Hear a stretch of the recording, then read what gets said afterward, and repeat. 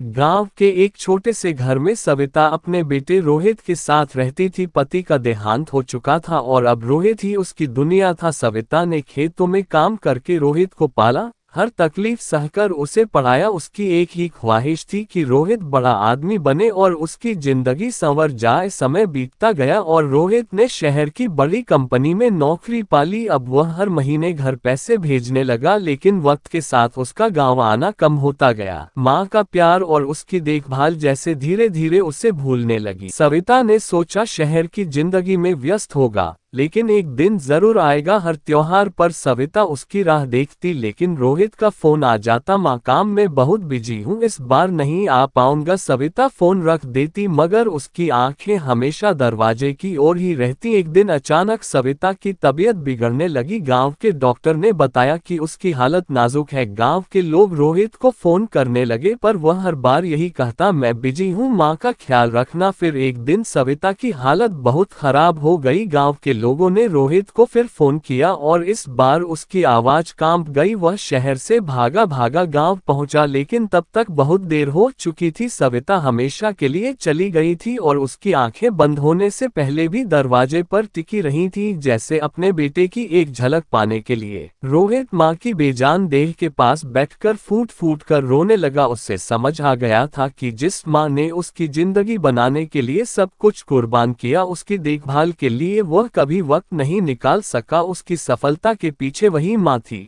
जिसे वह समय नहीं दे पाया। अब घर का दरवाजा हमेशा के लिए बंद हो गया था और माँ का इंतजार भी, लेकिन उस माँ का प्यार हमेशा अमर रहेगा, जो अपने बेटे के आने की आस में आखिरी सांस तक जीती रही। सीख, माँ का प्यार बेशुमार होता है, कभी भी उसे अनदेखा न करे, क्योंकि एक बार वक्त बीत गया तो वह कभी लौटकर नहीं आता।